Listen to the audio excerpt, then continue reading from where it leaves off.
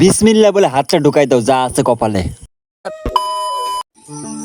হেই WhatsApp guys, কি অবস্থা সবাই, কেমন আছেন? আশা করি সবাই ভালো আছেন। আমি আজকে চলে এসেছি আপনাদেরকে আরো একটা নতুন পাখির বাসার ভিডিও উপহার দেওয়ার জন্য। তো আমাকে বেসিক্যালি একজন ফোন দিয়ে বললো যে ভাইয়া চলে আসো, আমাদের এলাকার পাশে যে বড় বাগিচাটা আছে সেই বাগিচাটার ভিতরে রয়েছে একটি পাখির বাসা। তো আমাকে এটা বলেনি সে ক্লিয়ার ভাবে যে আসলে কি পাখির বাসা, তো সেটা দেখার জন্য আমি চলে আসবো যাবো এখন সেই বাসাতে। এখন সে আমাকে একটা জিনিস বলেছিল যে ভাইয়া ওই জায়গা থেকে আসলে পাখিতে খুব বেশি যাতায়াত করতেছিল, যার কারণে আমি তার এই কথার উপর ভিত্তি করে চলে এসেছি আপনাদেরকে এই পাখির বাসার ভিডিওটা উপহার দেওয়ার জন্য। তো এটা হচ্ছে আমাদের গ্রামের পাশে অনেক বড় একটা বাগিচা। এই বাগিচাতে অনেক ধরনের কাঁঠাল গাছ, অনেক ধরনের মানে বিভিন্ন টাইপের গাছ আছে। সেই সমস্ত গাছের ভিতরে একটি গাছের রয়েছে এই পাখির বাসাটা। তো চলুন আপনাদের সঙ্গে আমি দেখি আসলে ওই পাখির বাসাটা কি পাখির বাসা, প্লাস ওই পাখির বাসাটাতে আসলে কি রয়েছে। তো চলুন চলুন।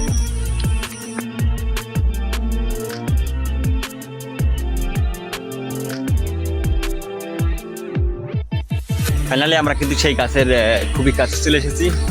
এই যে নারিকেল গাছটা দেখতে পাচ্ছেন, এই নারিকেল গাছের এই পাখির বাসাটা। এখন প্রস্তুত হয়ে তুমি গাছ ওঠার জন্য একটু প্রস্তুত হতো।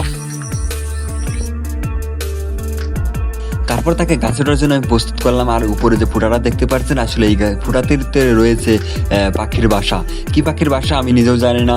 আমি এখন তাকে উঠাবো, এখন উঠার পরে দেখবো যে আসলে ওখানে কি পাখির বাসা রয়েছে।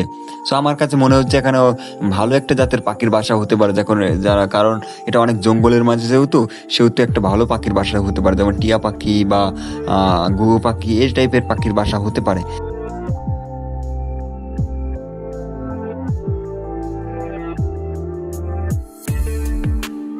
কোনো কিছু চিন্তা ভাবনা না করে সে ফুটার ভিতরে হাত ঢুকিয়ে দেয়। হাত ঢুকিয়ে কিছু একটা দেখছিল, আমাকে বলতেছিল যে এখানে কিছু একটা আছে। পরে আমি বললাম আচ্ছা ভালোভাবে এটা করো, দেখো বাচ্চা বা ডিম কিছু আছে কিনা। তো আসলে সে তেমন কিছু পাচ্ছে না বললো। আমাকে প্রথম বললো যে কিছু একটা পেয়েছে, পরে দেখেছে কিছু পাখির পালক পেয়েছে, কিছু খড়বোটা পেয়েছে, হয়তো নতুন বাসা তৈরি করতেছে। আমি বললাম পালকগুলো নিয়ে আসো, আমি পালকগুলো দেখি আসলো কি পাখির বাসা। এরপর নিচে নামলে পরে তার কাছে জিজ্ঞেস করবো আসলে কি পেয়েছিল, আসলে ভিতরে কি ছিল, সমস্ত কিছু জানার চেষ্টা করবো।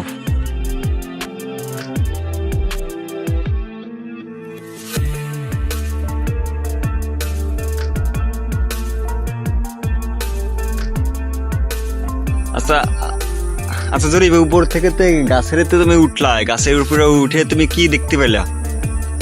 এই যে কি পাখি এনে সাদা টিয়া পাখি পাখনা পাইছি।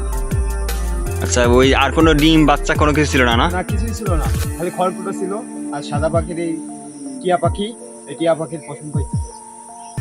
সো গাইজ, আমরা আসলে এই গাছটিতে ওঠার পরে পেয়েছি সাদা টিয়া পাখির যে পালক আছে সেই পালকটি। সো আসলে কোনো বাচ্চা বা ডিম কোনো কিছু পাইনি। তো নেক্সট একটা ভিডিওতে আমরা দেখার চেষ্টা করবো, যখন এই টিয়া পাখি বাসাতে ঢোকে তখন আমরা ভিডিও ধারণ করার চেষ্টা করবো। প্লাস বাচ্চা বা ডিম যখন ফুটায় তখন আমরা আসলে সেটাও আপনাদেরকে ভিডিও দেবো। তার জন্য কিছুদিন অপেক্ষা করা লাগবে আপনাদের। নেক্সট কোনো ভিডিওতে দেখা হচ্ছে। ধন্যবাদ।